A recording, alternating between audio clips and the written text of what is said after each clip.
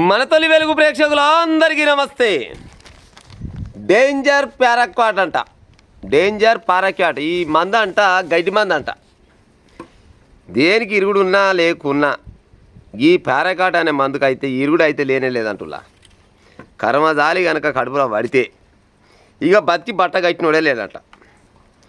ఇది గడ్డి మందు, పేరుకు గడ్డి మందు. కానీ గడ్డి చస్తుందో సావదో దేవునికి ఎరక. కానీ ఇది తాగిన మనుషులు మాత్రం బతికినట్టు చరిత్ర లేదంట. 99% మంది చచ్చిన వాళ్ళే కానీ బతికిన వాళ్ళు లేరంట. గట్టినే ఎవరన్నా బతికిరంటే ఆడంగిడంగా గట్టినే గొంతుల దాకా మింగి ఆ తర్వాత వాంతులు చేసుకొని లేకపోతే నాలుగు టచ్ అయ్యి గిసొంటోళ్ళు బతికిరు. కానీ కడుపులకే కనుక పోతి కడుపులోకి పోయినాక బతికి బట్ట కట్టిన వాళ్ళు ఇంతవరకు ఒక్కరు కూడా లేరట. గిసవంటి మందుని బ్యాన్ చేయాలని ఇచ్చిర్రు నిజంగానే. కానీ ఇప్పుడు గిసవంటి మందులు అవసరం అనులా. ఇంకా చిత్రం ఏంటంటే ఈ డేంజర్ పారాక్వాట్ అనే మందు అంట ఆన్లైన్లో కూడా దొరుకుతుందంట. ఆన్లైన్ అమెజాన్ అంటే యాప్ ఉంటుంది కదా, అమెజాన్లో బుక్ చేసుకున్నా కూడా మన ఇంటికి ఈ పారాక్వాట్ అనే మందు మన ఇంటికి చక్కదానంగా పార్సల్ వస్తుందంట. సద్దామని బుద్ధి పుట్టిన వాళ్ళు, గట్టిన పానం మీద తీసుకొచ్చిన వాళ్ళు ఏ షాప్ కాడ కొనక్కర్లేదు. మామూలుగా పారాక్వాట్ మంది ఏమని మనం అగ్రికల్చర్ ఆఫీస్ ఏది మన ఏమంటారు అది మందుల దూకున్నాం కాడికి పోతే సరే రైతు కాబట్టికే గడ్డి కొడుతారేమనుకొని ఇస్తాడు. కానీ ఏది ఎక్కర్లేదు, ఆన్లైన్లో బుక్ చేసుకున్నా కానీ వస్తుందంట. పానం ఇసుకున్న వాళ్ళు గిత్త కవిష్కడి మింగిరా అంటే కథమే. మళ్ళీ రెండో పిల్లకి చెప్పకుండా సుత్తాయిగా బొందరగడ పోవాల్సిందే. గసవంటి మందు ఏకంగా ఆన్లైన్లో కూడా దొరుకుతుందంట. చూడు ఎంత దారుణమైన మందు. మళ్ళీ దీనివల్ల గడ్డి ఏమైనా వస్తుందా అంటే ఏం శాశ్వతంగా గడ్డి ఎన్నడూ తావదు. కానీ శాశ్వతంగా చచ్చేది మాత్రం మనిషి అంట. గిసవంటి మంది పైన చర్యలు లేవు, ఏమి లేవు. ఇప్పటి వరకు గవర్నమెంట్ దవాఖానలల్లో నీమ్స్ కానీ గాంధీ కానీ లేకపోతే గవర్నమెంట్ దవాఖానలు ఉంటాయి కదా, గిసవంటి దవాఖానలల్లో ఈ పారాక్వాట్ మందు తాగి పోయిన వాళ్ళు 85% మంది కథమే అయ్యారట. 85% మంది చచ్చిపోయారు. మరి గవర్నమెంట్ దవాఖానలో అయితే లెక్కలు వచ్చినాయి కదా, మరి ప్రైవేట్ దవాఖానలో పోయిన వాళ్ళ సంగతి ఇక వాళ్ళు ఎంతమంది ఉన్నారు. ఇప్పుడు ఈ పారాక్వాట్ మందునంట సంవత్సరానికి 5,000 మంది చస్తులంటులా.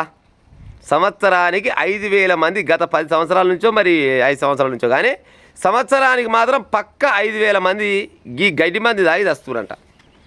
అందులో పానం ఇసుకిన వాళ్ళే ఉండొచ్చు, ప్రేమ విఫలమైన వాళ్ళే ఉండొచ్చు, అప్పుల బాధ ఉన్న వాళ్ళే ఉండొచ్చు, లేకపోతే బిగ్గర తాగినాక సొంపగా ఉన్నోళ్ళు కొంతమంది ఉండొచ్చు.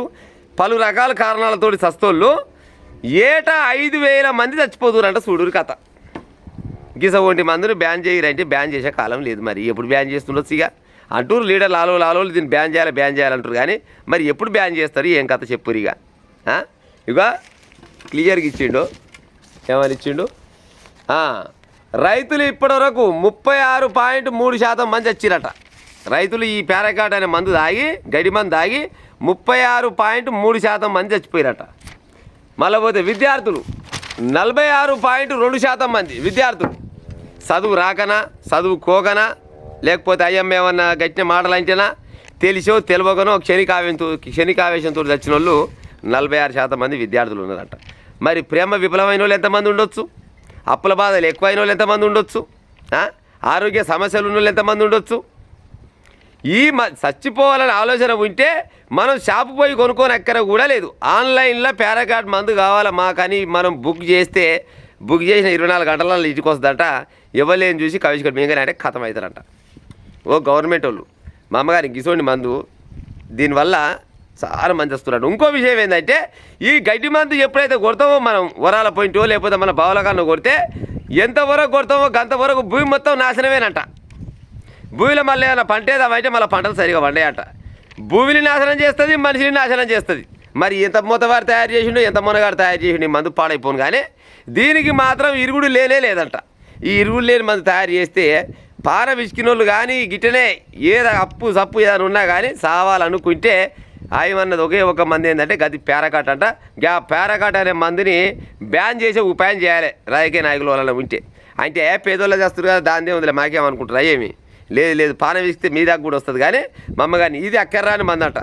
గడ్డి కోసం అని తయారు చేస్తే గడ్డి ముచ్చిన దేవుడు గాలికి వదిలేసారు. కానీ జనాలు మొత్తం సద్దామని ఆలోచనతో ఉన్న వాళ్ళు మొత్తం గీ మందుతో కథం అవుతారట. 185% మంది దవాఖానలో పోయిన వాళ్ళు బతికి బట్ట కట్టినోడే లేడంట. ఏడనన్నా ఒకటి కట్టిన బయటకు వస్తే అది నాలుక కానో లేకపోతే ఆడంగిడంగా దిగకున్నోళ్ళు పైదాకుంటే ఎలగాంచిన వాళ్ళు వాంతులు దస్తులు అయిన వాళ్ళు ఎవరు ఉంటే బత్తరు. కానీ ఈ గొంతుగా దాటి లోపలికే పోయిందే అనుకో చక్కగా ఆయన బొందలగాడెక్కానంట. మా అమ్మగారికి ఆ పారకాట్ ఆయన మందించారు, బ్యాన్ చేసే ఉపాయం చేయరు సర్కారు వాళ్ళు.